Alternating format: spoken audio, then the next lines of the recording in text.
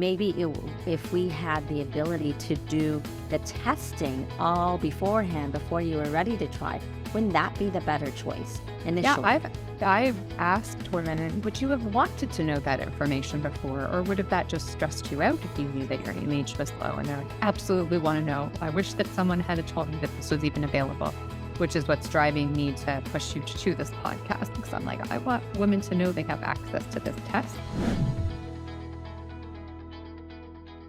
Anti-Müllerian hormone is a hormone that women can have checked to assess their ovary reserve. And often they don't hear about it until they've gone to a fertility clinic and maybe they have been trying to conceive and there's a delay in that conception.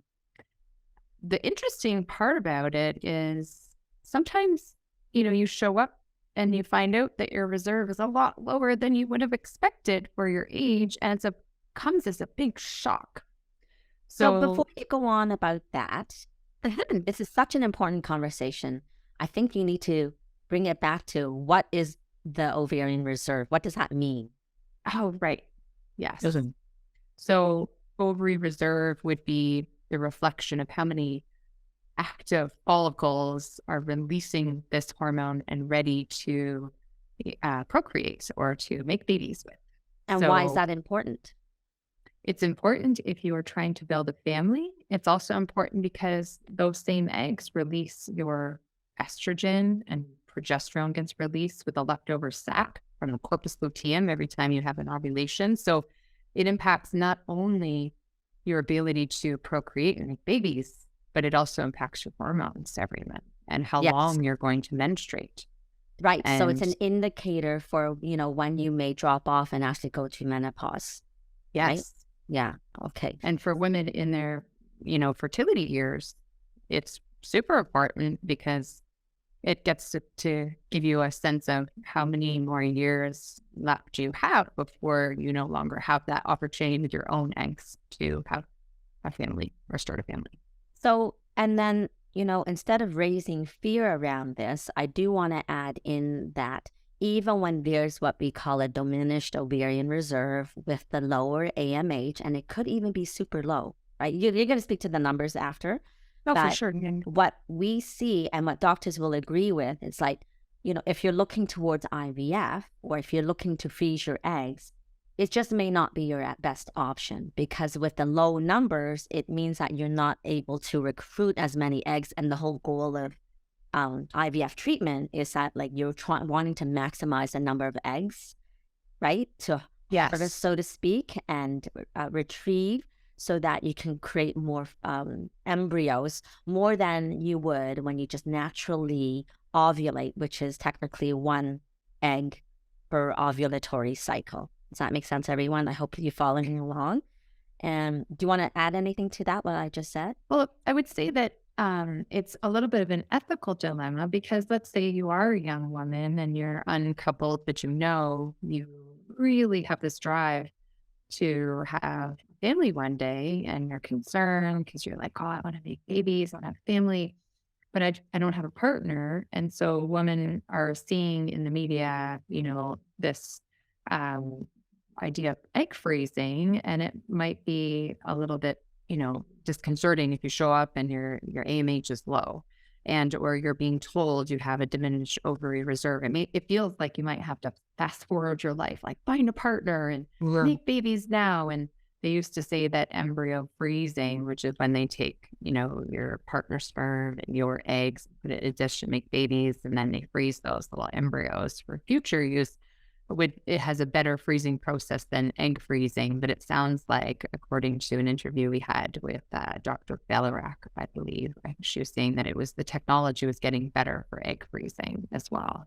It is getting better for sure, but I'm just going to still stand by that, embryos are going to be easier to freeze and thaw out because it's much more substantial. It's like 300 cells as a blastocyst stage versus an egg, which is mostly filled with water. And so when the freeze thaw thing, it becomes a bit more temperamental. The vitrification process, the flash freezing, has certainly made it much, much better. But if they're trying to sell it to me like it's completely equal, I'm not going to buy it. That's just Right. me. Maybe you do, For but sure. I haven't seen it to be that. But Okay. We have to maybe see that's the going to change in get the the near future. I'm research. hoping, right? Right. So, Right. and the point going back to a Is person that that's not ready and like, oh my gosh, now going to have to freeze my eggs because my AMH is low. Just know that it's not like so easy because we have to take the drugs. We have to go to the clinic multiple times. It's not as easy as just going in, okay, take the eggs out, right? right? It's a big process. And for some, you know, the literature out there so far, and correct me if I'm wrong, so far I see it's like, you know, 21 eggs for a take home baby, depending on the age, but like on average. So that's a lot of eggs to be retrieved. And so if you have a lower AMH and you're still young, likely the are actually quite healthy, but you're just going to get a lot less number of eggs. And Right. there's going to be a nutrition rate when you start injecting it with sperm and all that stuff. So it's like, oh gosh, you need a backup of a lot of eggs to accomplish this. So are you willing to go for more than one round of IVF retrieval? Right? Right.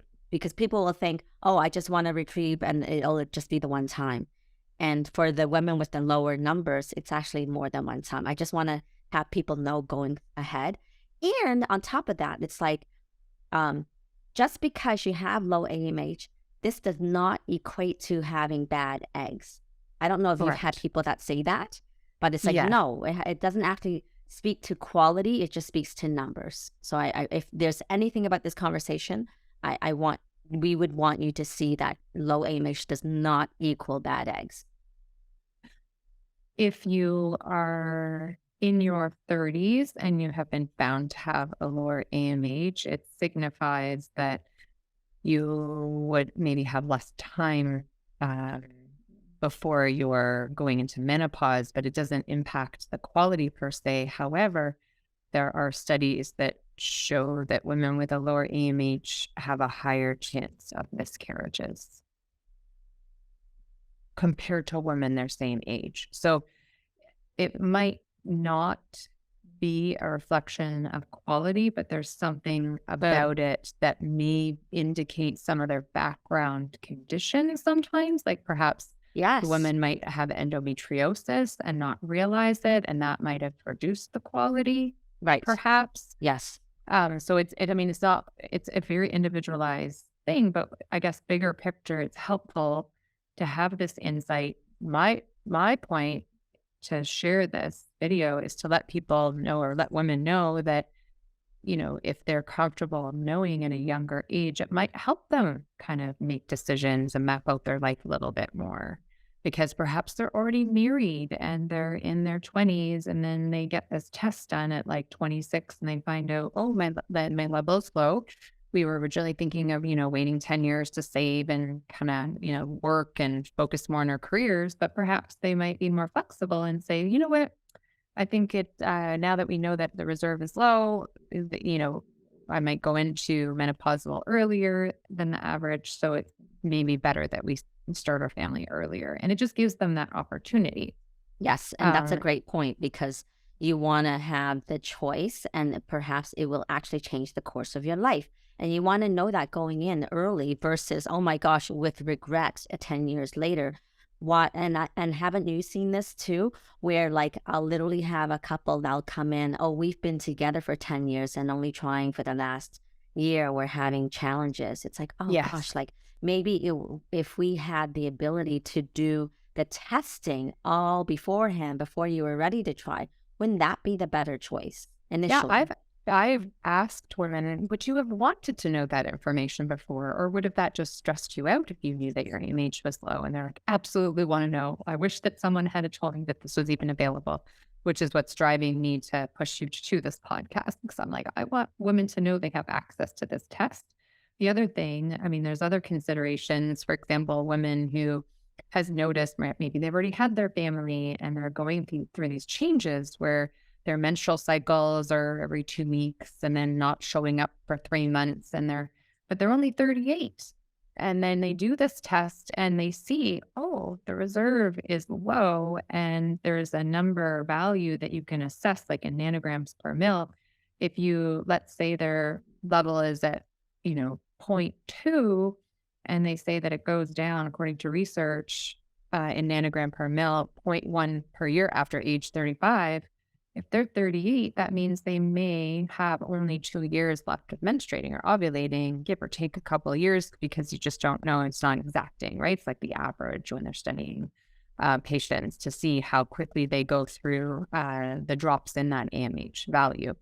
So So let's, in our show notes, let's actually put down the scale. And by the way, there's 2 scales, right? Because it depends on how you, and I think in the States, they tend to do it in the nano. in the nanogram per mil, and then in Canada, Canada's Ontario, it's become parts per more. milliliter. Yeah. Yeah.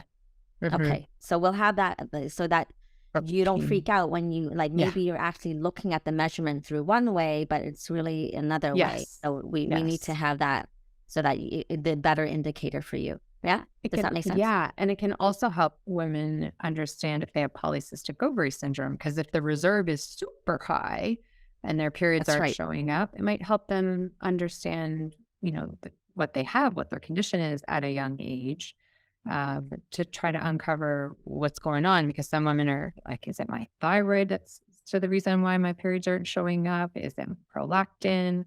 Like, what's going on? And if this number shows a really high value, plus they're, combined with symptoms of, let's say, excess testosterone, either hair growth or acne, or on blood work assays, this could help them kind of really understand better. Sometimes people don't want to necessarily do a pelvic ultrasound to see lots of follicles, and sometimes the follicles aren't even that viewable, like they can't see it on ultrasound. So it Yeah. could be a helpful test in that scenario as well. I think it is great because, of course, again, by the time people come to us and when they're trying to conceive, they're just learning about this now. But wouldn't it be really helpful that you could do something and be proactive at a younger age if you find out that there's a risk that maybe I have endometriosis or polycystic ovaries or, whatever there is, right? So then you can Yes. actually do something about it. So by the time you actually want to conceive, you have a higher chance of conceiving because you've done so much for it already. Right. So then, please, so I know we're gonna go, but like just very quickly, it's like, so get tested, and then what do you do? Whatever you find out, like what avenues can you go? Like what team? You need to have a team, right? So if you're wanting to, like if you're a Formula One car, by the way, they have to have a pit stop. That's just mandatory because the tires, their rubbers burn out. So you need to have that pit stop and have those 4 people switch the tires really fast so you can go on your way and win the race. So this is an opportunity to have your pit stop so that eventually down the line, you will win your race, if that makes sense. right. So the That's a good team analogy. would be something like Tanya, who is a naturopathic doctor, myself or our team at Alive, like, an acupuncturist or osteopath or massage therapists and doing herbal medicine and supplementation, all those things. Okay? Exactly. So please like and subscribe and share this podcast. Share it with your children, your daughters, your aunts, your sister, your moms, grandmoms, right? So all the women in your life, because this can help at every stage.